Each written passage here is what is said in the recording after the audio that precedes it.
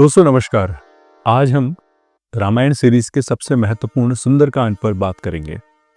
दोस्तों, कभी कभी जीवन में हमें लगता है कि मुश्किलें इतनी बड़ी हैं कि हम उन्हें पार नहीं कर सकते, लेकिन सही धैर्य, संकल्प और विश्वास के साथ हर असंभव को संभव बनाया जा सकता है।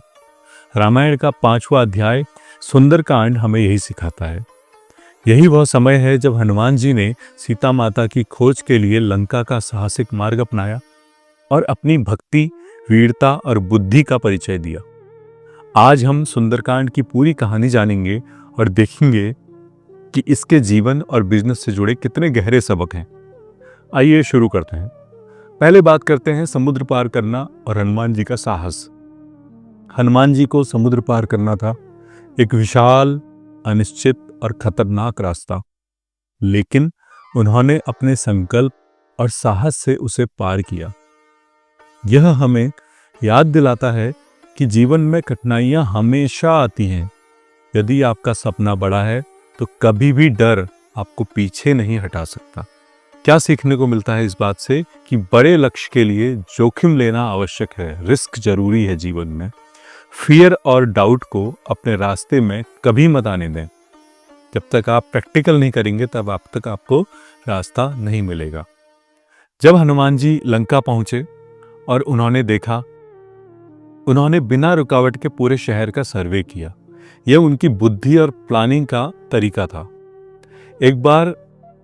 कई बार हम सीधे एक समस्या का सामना करते हैं और बिना सोच विचार के कार्रवाई कर देते हैं। यहाँ पर हनुमान जी हमें सिखाते हैं कि पहले स्थिति को समझो और फिर कदम बढ़ाइए। आगे बात करते हैं सीता माता से मुलाकात और राम जी के आश्वासन की। हनुमान जी ने सीता माता को देखा, उन्हें राम जी का संदेश दिया, राम जी की लाई हुई मुद्रिका दी। उन्होंने उन्हें डर और चिंता से बाहर निकालते हुए आश्वस्त किया कि राम जल्द आएंगे और उन्हें यहाँ से ले जाएंगे। सीता माता की आशंका और हनुमान जी की संवेदनशीलता हमें यह सिखाती है कि सही समय पर सही शब्द और भरोसा कितना शक्तिशाली हो सकता है। यहाँ पर हमें सीखने को मिलता है कि कठिन सही समय में सही नेतृत्व और रीएश्योरेंस बहुत जरूरी है। मोटिवेशन और इंकरेजमेंट लोगों को नई ताकत देता है।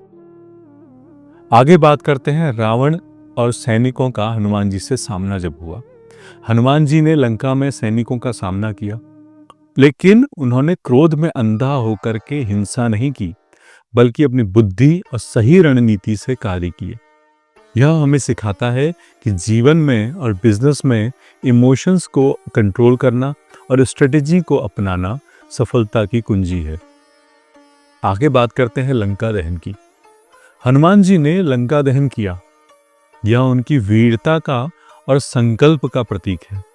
साथ ही यह दिखाता है कि जब कोई मिशन स्पष्ट हो और आप पूरी निष्ठा के साथ काम कर रहे हो तो कोई बाधा आपको रोक नहीं सकती है। इससे हमें सीखने को मिला कि ऑब्स्टिकल्स को क्रिएटिविटी और करेज के साथ पार करें। बोल्ड एक्शंस कभी कभी आवश्यक हैं। जिस प्रकार से लंका जलाई, वो बोल्ड एक्शन बहुत जरूरी था अपनी शक्ति दिखाने के लिए। आगे बात करते हैं, हनुमान जी ने राम जी को सीता की स्थिति बताई। जब वो वापस आए लंका से, तो राम जी ने उनकी भक्ति, साहस और बुद्धि से राम जी को न केवल जानकारी मिली बल्कि आत्मविश्वास और उम्मीद भी मिला। यहाँ पर हमें सीखने को मिला कि सही जानकारी देने वाले और समाधान खोजने वाले लोग टीम के लिए इनवैल्यूएबल होते हैं। लीडरशिप में कम्युनिकेशन की ताकत पर बात करते हैं। दोस्तों, सुंदरकांड हमें सिखाता है कि फोकस और विजन हमेशा लक्ष्य की ओर रखिए। करेज और रिस्क टेकिंग, साहसिक कदम ही सफलता की कुंजी है। इंटेलिजेंस, बिना सोच समझ के काम मत कीजिए। लगातार प्रयास करना चाहिए और सही समय पर सही संदेश और सही मोटिवेशन देना चाहिए। हनुमान जी की भक्ति और वीरता हमें याद दिलाती है कि कोई भी चुनौती बड़ी नहीं है जब आपका संकल्प और विश्वास अडिग हो। तो अपने जीवन और बिजनेस में हनुमान जी की तरह ही धैर्य, बुद्धि और साहस को अपनाएं। धन्यवाद। जय श्री राम।